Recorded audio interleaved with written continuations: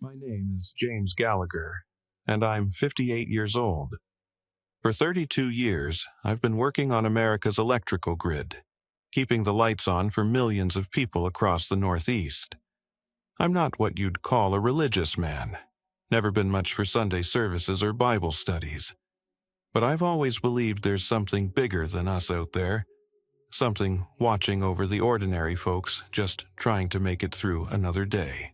I live alone in a small apartment outside Pittsburgh, Pennsylvania. My wife, Linda, passed 5 years ago from cancer, and my grown kids live halfway across the country with families of their own. Most nights, you'd find me in my recliner, watching the evening news and worrying about the state of the world. Wars, disasters, politicians fighting while regular people suffer. Sometimes I'd look out my window at all those lights twinkling in the darkness and think about how fragile it all really is. How everything we depend on hangs by threads thinner than most people realize. On Tuesday morning, March 15th, 2024, I was doing routine maintenance on a high-voltage transformer outside Johnstown. It was supposed to be a simple job: replace some aging components, check the connections, standard stuff I'd done 1,000 times before. The weather was clear, safety protocols followed to the letter. But sometimes, even when you do everything right, things can go terribly wrong. I remember reaching for my voltage tester, making sure the line was dead before I touched anything. That's when everything went sideways. Later, they'd figure out that a switching error at the control center had energized a line that was supposed to be off. 46,000 volts of electricity hit me like the fist of God himself. 1 second, I was James, electrical worker, and the next second I was floating above my own smoking body while my coworkers screamed and scrambled to shut down the power. I could see them trying to revive me, could see the ambulance racing up the access road with lights flashing. But I felt no pain, no fear, just this incredible lightness. Like I'd been carrying a weight my whole life and suddenly it was gone. There was this warm, golden light calling to me, pulling me up and away from all the chaos below. I wasn't scared. For the first time since Linda died, I felt completely at peace. The light grew brighter and warmer, and then I saw him. Jesus was standing right in front of me, and nothing, not the dusty pictures in my grandmother's living room, not the movies I'd seen, nothing could have prepared me for this. He was tall and strong, with dark hair and olive skin, but it was his eyes that grabbed me. They were full of love so deep and complete that it made my chest tight. When he looked at me, I felt like he knew every mistake I'd ever made, every time I'd fallen short, every moment I'd felt lost and alone after Linda died. And he loved me anyway. "James," he said, and his voice went through me like warm honey. "My faithful servant."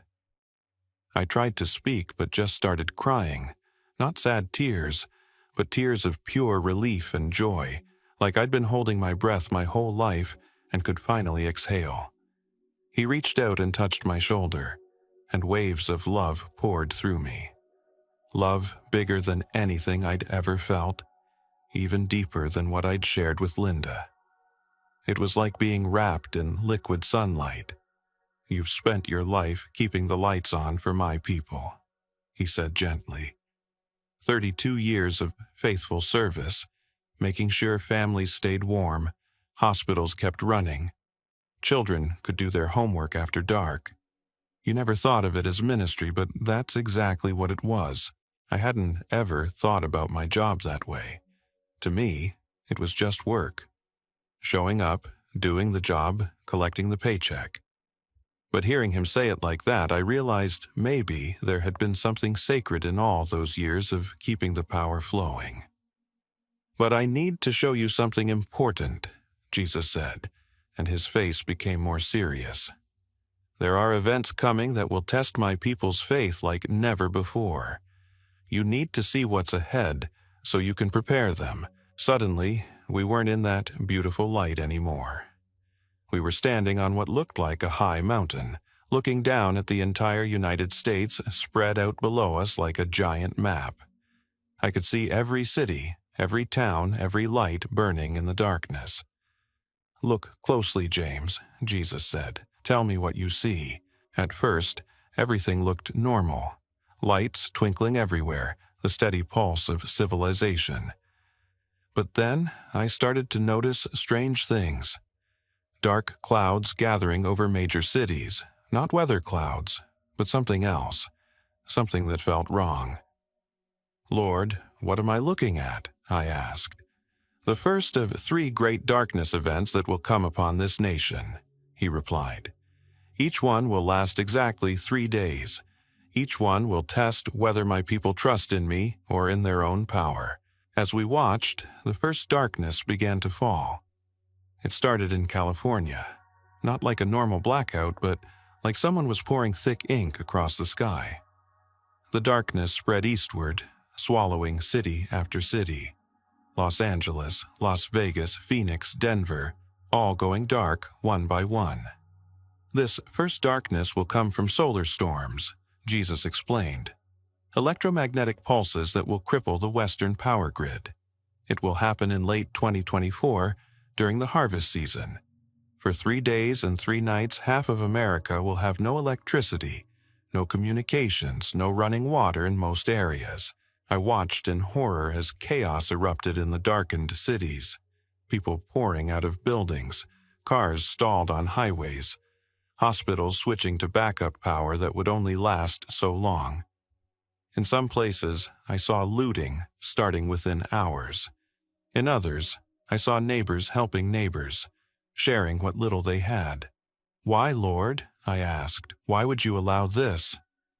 Jesus turned to me with infinite sadness in his eyes. "James, I don't cause these things, but I use them.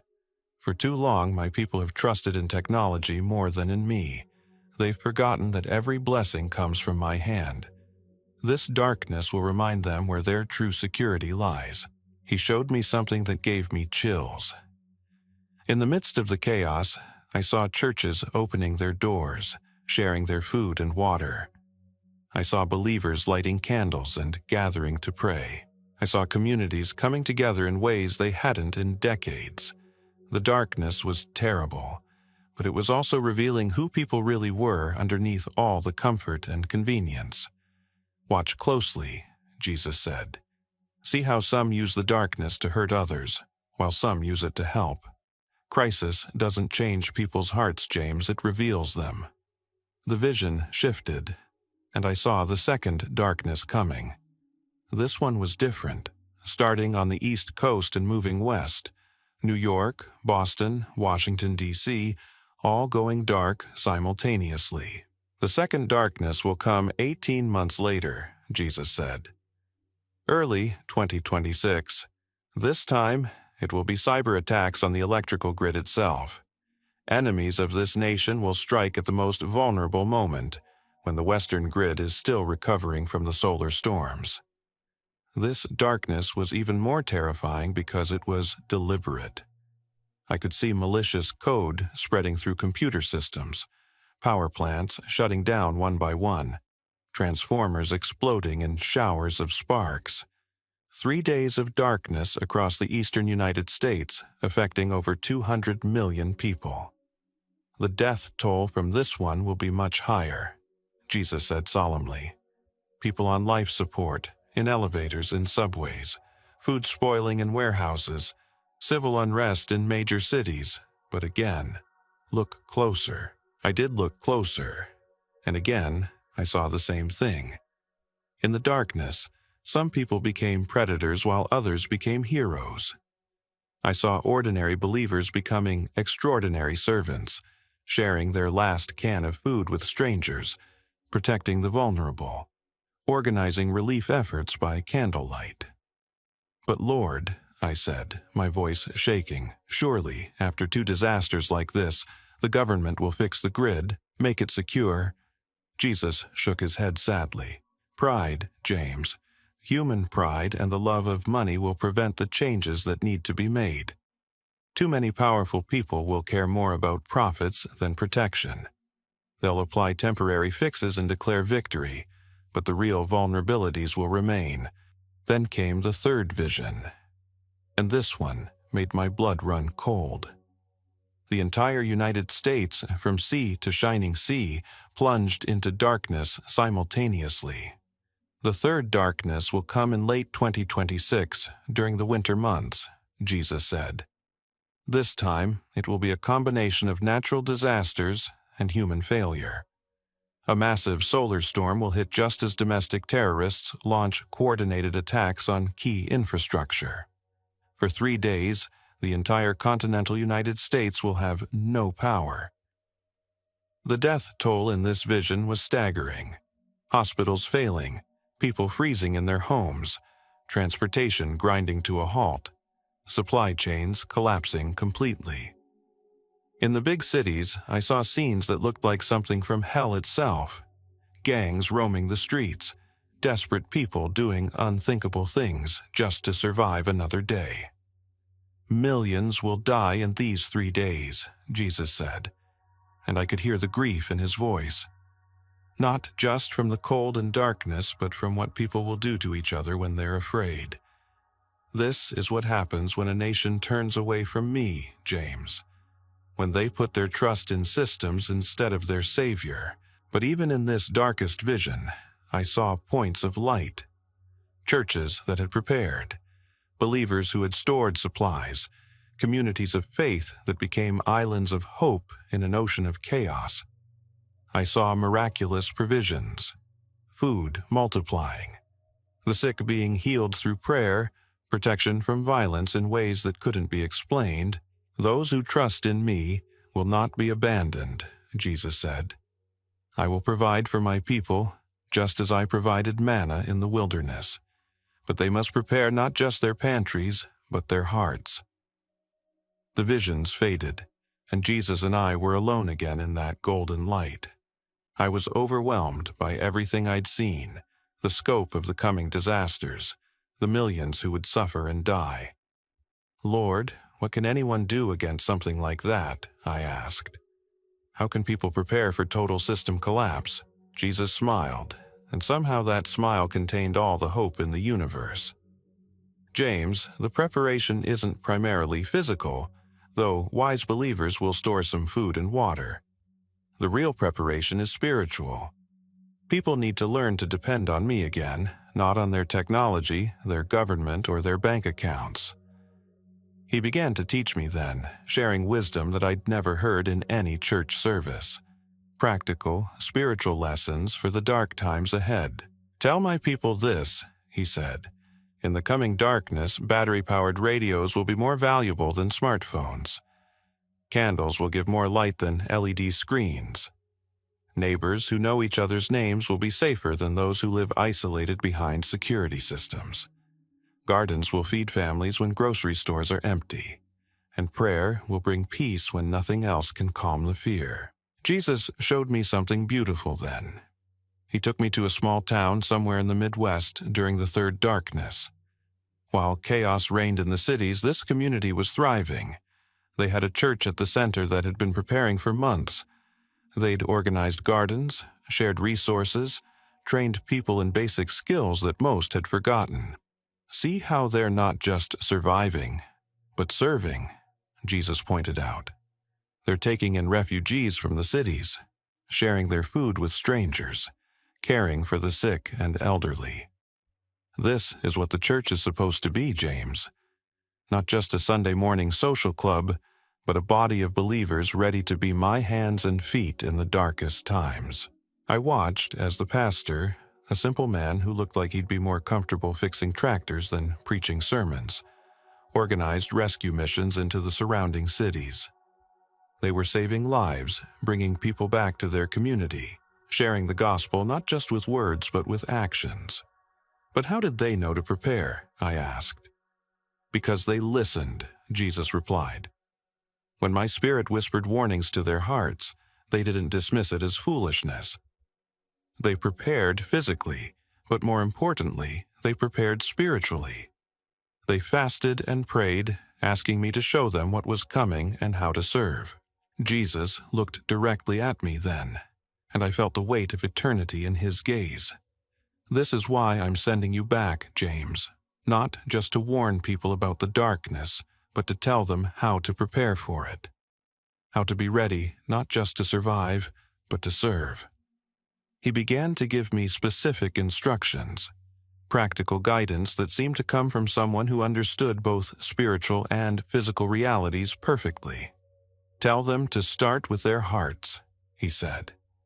They need to repent of trusting in technology more than in me. They need to learn to pray again, really pray, not just quick prayers before meals, but deep communication with me about everything in their lives. Tell them to build real relationships with their neighbors. Not social media connections, but people they can actually rely on. They need to know who around them is elderly, who has medical needs, who has skills that could help everyone. Tell them to learn basic skills their grandparents knew but they've forgotten. How to grow food, preserve it, cook without electricity, provide basic medical care. These aren't skills for living in the past, James. They're skills for surviving the future.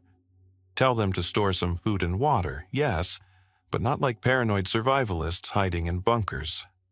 Store it so they can share it. The goal isn't to hoard resources, but to be able to help others when systems fail. Jesus paused, and his expression became more intense. But most importantly, tell them to prepare spiritually. They need to know me, really know me, not just know about me. Because in the darkness, when everything they've depended on fails, their relationship with me will be the only light they have. He showed me one more vision then, the aftermath of the three darknesses. I expected to see America destroyed, but instead I saw something incredible. I saw a spiritual awakening unlike anything in the nation's history. You see, James, Satan thinks these disasters will destroy faith, but they'll actually strengthen it. When people's false securities are stripped away, many will turn to the only security that can never fail. These dark days will be followed by the brightest spiritual revival this country has ever seen. I watched as churches exploded with growth, as communities that had learned to depend on each other during the dark times continued those relationships afterward. I saw technology being rebuilt, but this time with wisdom instead of reckless advancement. I saw neighborhoods that had been strangers becoming extended families. The darkness will pass, James, Jesus assured me, but the lessons learned in the darkness will change this nation forever.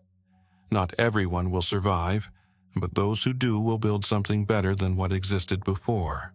I felt a pulling sensation then, and I knew it was time to go back. Lord, I don't want to leave, I said, fear creeping into my voice. It's so perfect here, so peaceful. And what I've seen, how can I convince people? Who's going to believe an old electrician? Jesus pulled me close in an embrace that felt like being held by the perfect Father.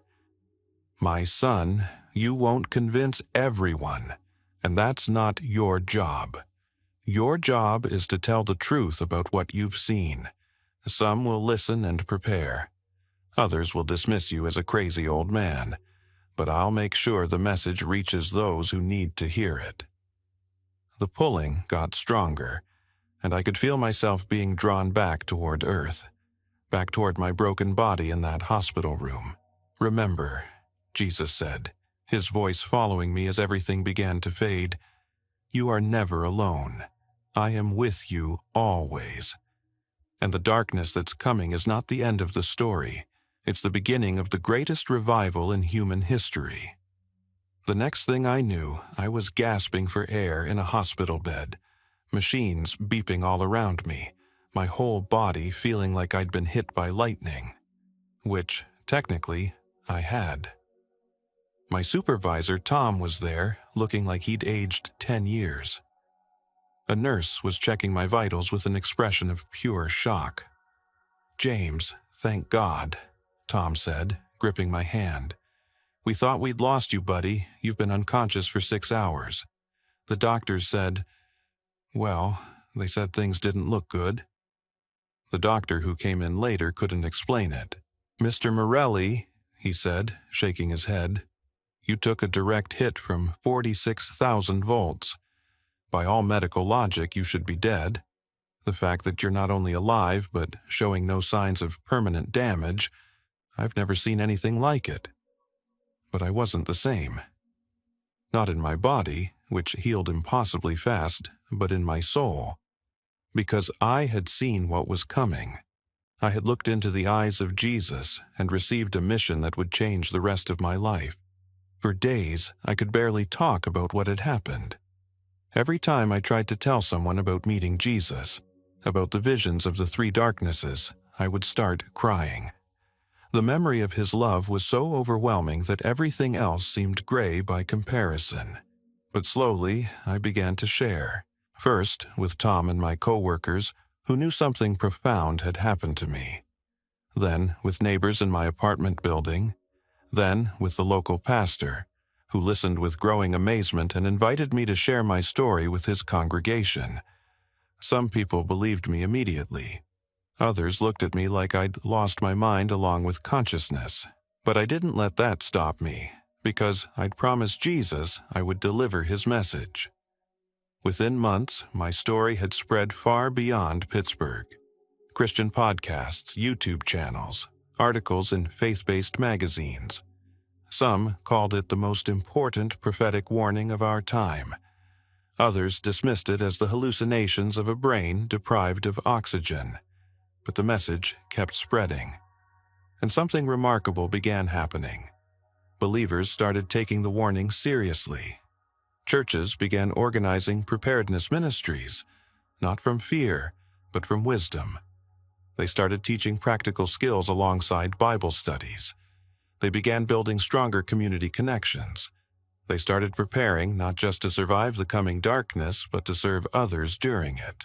I've spent the last 8 months traveling around the country, sharing what Jesus showed me. I've spoken in churches, community centers, anywhere people will listen. The response has been overwhelming. Thousands of believers taking concrete steps to prepare spiritually and practically for what's ahead. But I'm not telling you this story just to scare you about what's coming. I'm telling you because Jesus gave me a message of hope that the world desperately needs to hear.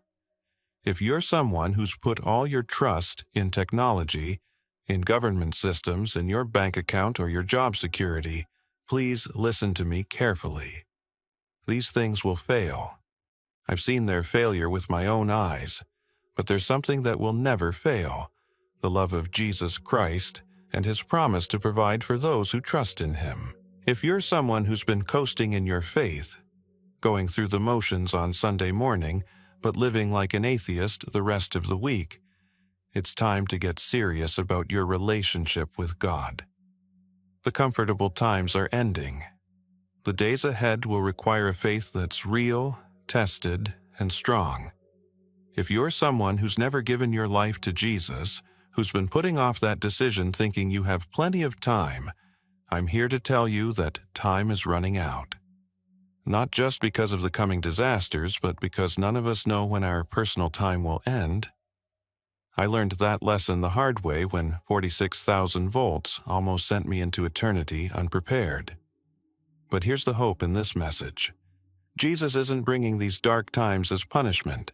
He's allowing them as preparation for the greatest spiritual awakening in American history. Preparation for a church that will be ready to serve in the hardest times. Preparation for a nation that will learn to depend on him again instead of its own wisdom. The darkness is coming. I've seen it, but the light that follows will be brighter than anything we've ever experienced.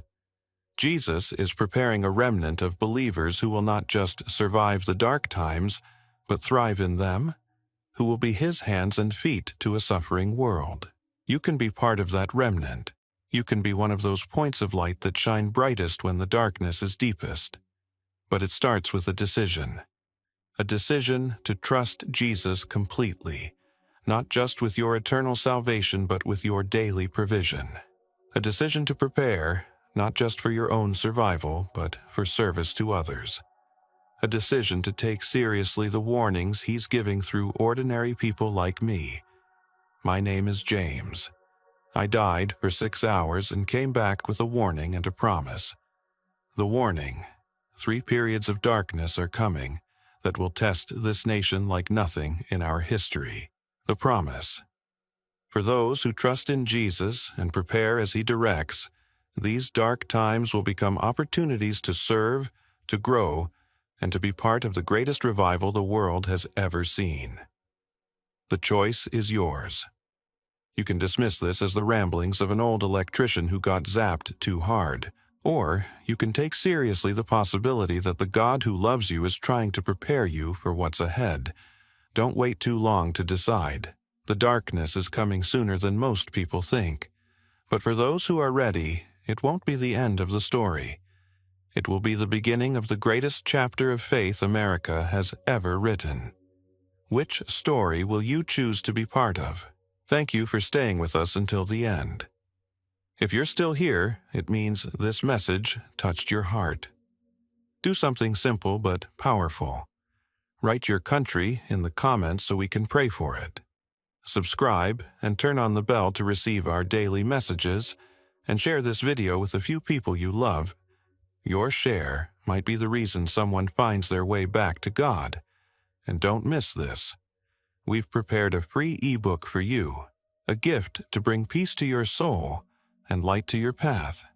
It won't be available forever, so take it now, and let it be your first step into God's eternal light.